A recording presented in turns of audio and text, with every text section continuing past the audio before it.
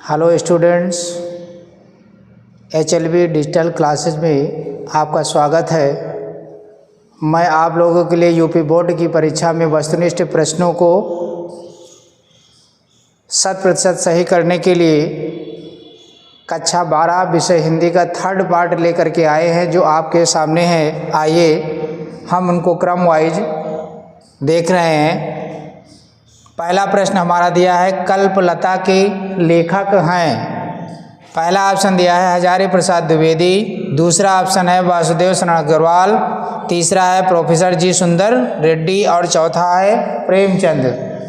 तो पहली रचना हमारी है, कल्पलता के लेखक हैं हजारी प्रसाद द्विवेदी, यानी आपका पहला ऑप्शन सही हो जाएगा।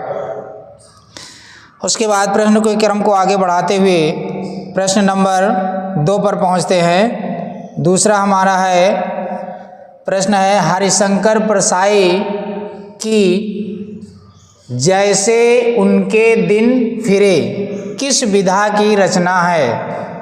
पहला ऑप्शन दिया है उपन्यास, दूसरा कहानी, तीसरा निबंध और चौथा नाटक।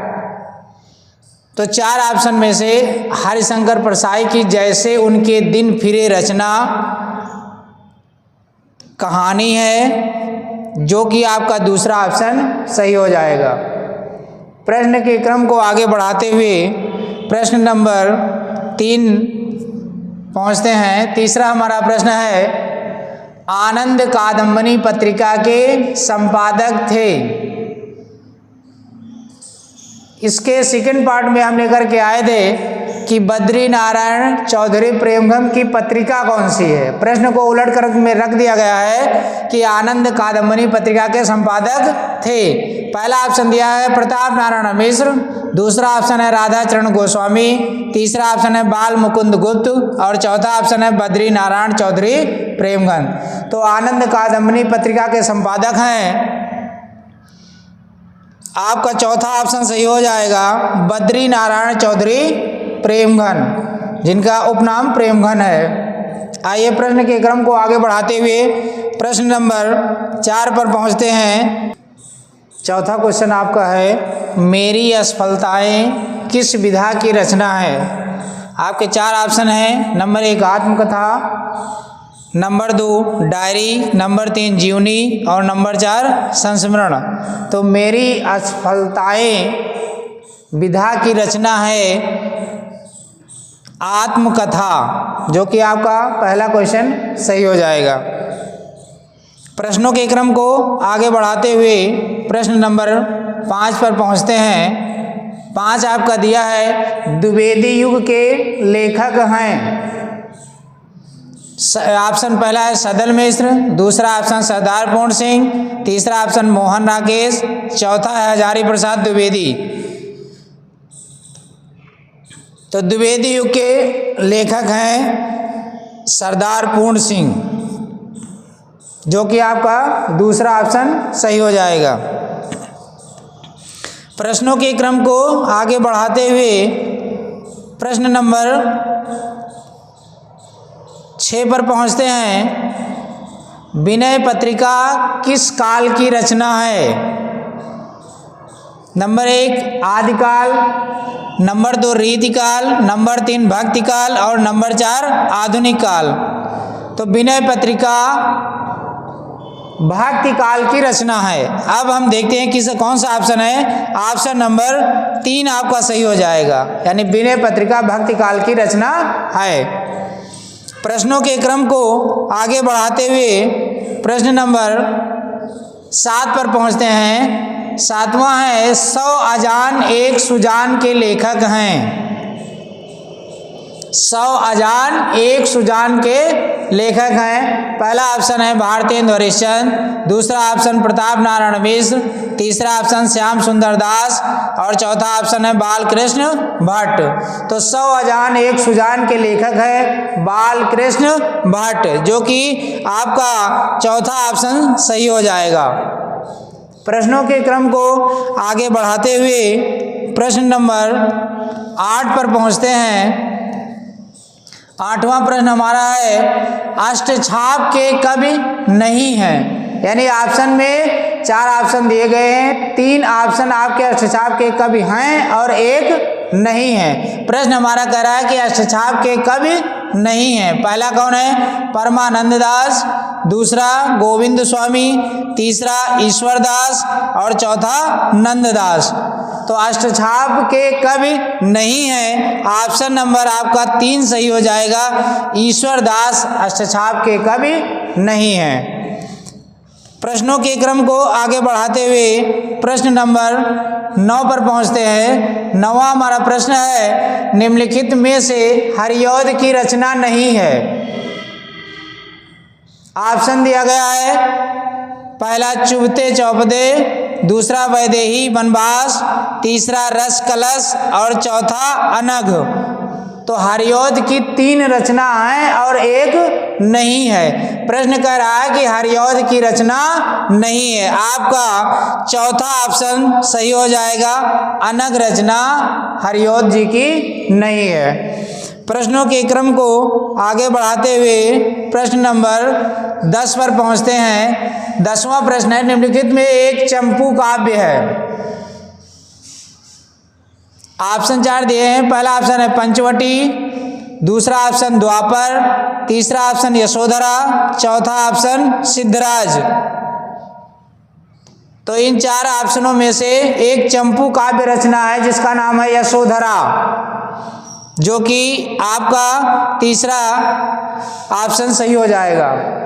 प्रश्नों के क्रम को आगे बढ़ाते हुए प्रश्न नंबर 11 पर पहुंचते हैं। 11वां हमारा प्रश्न है, क्या भूलूं क्या याद करूं आत्मकथा है।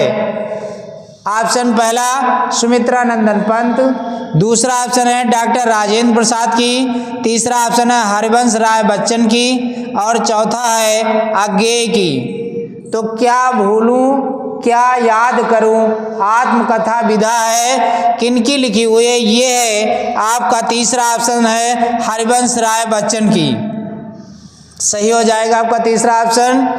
प्रश्नों के क्रम को आगे बढ़ाते हुए प्रश्न नंबर 12 पर पहुंचते हैं। 12वां हमारा प्रश्न है, विशस्य विषमौषधम की गद्य विधा है।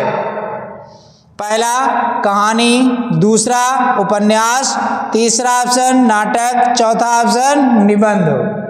तो विशस्य विषमौषधम की गद्य विधा है नाटक, यानी आपका तीसरा ऑप्शन सही हो जाएगा। प्रश्नों के क्रम को आगे बढ़ाते हुए प्रश्न नंबर 13 पर पहुंचते हैं। 13वां प्रश्न है, अरे यायावर रहेगा याद के लेखक हैं। पहला ऑप्शन यशपाल, दूसरा ऑप्शन मुक्तिबोध, तीसरा ऑप्शन नगेंद्र, चौथा ऑप्शन अज्ञेय। तो अरे यायावर रहेगा याद के लेखक हैं अज्ञेय, यानी आपका चौथा ऑप्शन सही हो जाएगा। प्रश्नों के क्रम को आगे बढ़ाते हुए प्रश्न नंबर 14 पर पहुंचते हैं। 14वां हमारा प्रश्न है, निम्न में से हजारी प्रसाद द्विवेदी का निबंध संग्रह है। पहला ऑप्शन है हिंदी साहित्य की भूमिका, दूसरा ऑप्शन है आलोक पर्व, तीसरा ऑप्शन है साहित्य सहचर और चौथा ऑप्शन है साहित्य का मर्म। तो हजारी प्रसाद द्विवेदी का निबंध संग्रह है आलोक पर्व, जो कि आपका दूसरा ऑप्शन सही हो जाएगा। तो प्रश्नों के क्रम को आगे बढ़ाते हुए प्रश्न नंबर 15 पर पहुंचते हैं। 15वां प्रश्न है हमारा, निम्न में से डायरी विधा के लेखक हैं। पहला ऑप्शन सरदार पूर्ण सिंह, दूसरा ऑप्शन शमशेर बहादुर सिंह, तीसरा ऑप्शन सदल मिश्र और चौथा ऑप्शन है राहुल सांकृत्यायन। तो डायरी विधा के जो लेखक हैं वो हैं शमशेर बहादुर सिंह, यानी आपका दूसरा ऑप्शन सही हो जाएगा। प्रश्नों के क्रम को आगे बढ़ाते हुए प्रश्न नंबर 16 पर पहुंचते हैं। 16वां हमारा प्रश्न है, हिंदी का प्रथम महाकाव्य माना जाता है। यानी हिंदी का जो प्रथम महाकाव्य है वो कौन सा है? ऑप्शन में हमारे दिया गया है number 1 Ramcharitmanas, number 2 Prithviraj Raso, number 3 Padmavat और नंबर 4 रामचंद्रिका।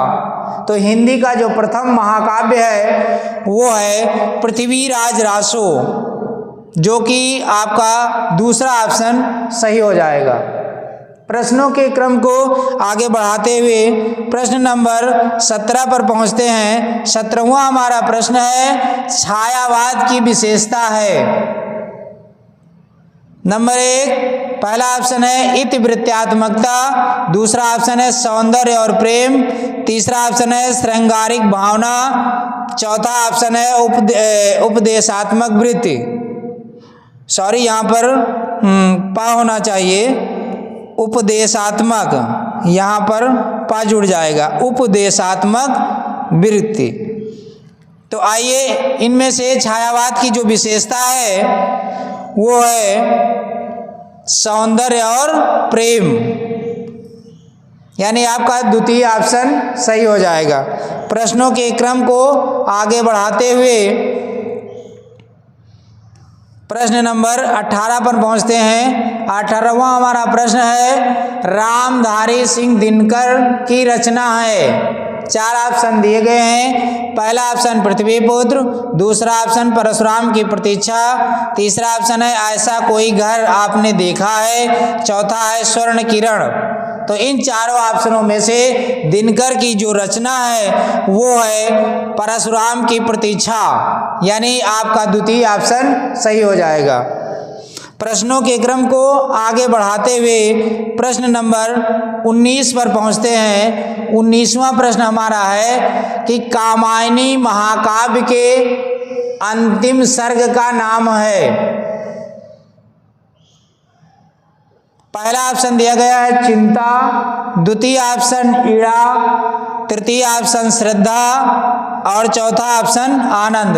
तो कामायनी महाकाव्य के अंतिम सर्ग का नाम है आनंद, यानी आपका चौथा ऑप्शन सही हो जाएगा।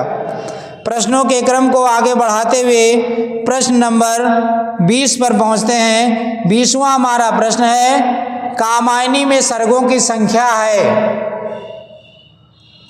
पहला ऑप्शन 12, दूसरा ऑप्शन 14, तीसरा ऑप्शन 15 और चौथा ऑप्शन 17। तो कामायनी में सर्गों की संख्या 15 है, तो आपका तीसरा ऑप्शन सही हो जाएगा, यानी कामायनी में सर्गों की संख्या 15 है, जो कि तीसरा ऑप्शन आपका सही है। तो बच्चों, ये डिजिटल क्लासेज में आपने जो क्रमवार आज का तृतीय पार्ट आप लोगों ने देखा, आपको अच्छा लगा होगा। और ये आप मान करके चलिए कि आपकी परीक्षा में जो वस्तुनिष्ठ प्रश्न आएंगे वो इन्हीं में से ही आपको मिल जाएंगे 100%। इसलिए आइए HLB डिजिटल क्लासेज में हम जुड़ें और महत्वपूर्ण प्रश्नों को जानें और पढ़ें। आवश्यकता है तो इनको लिख लें, ताकि आपके प्रश्न में वस्तुनिष्ठ प्रश्न गलत न होने पाए। और इसी चैनल को आप देखते रहिए और क्रमवार प्रतिदिन आपको एक न एक वीडियो आपको मिलती रहेगी, जिससे आपके जो बोर्ड परीक्षा में अंक हैं वो अच्छे अंक से आप पास हों। यही HLB डिजिटल क्लासेज की आपसे संभावना है और यही से आपका आशीर्वाद रहेगा कि आप 100% अंक पा करके यूपी बोर्ड में अपना स्थान बनावें। धन्यवाद।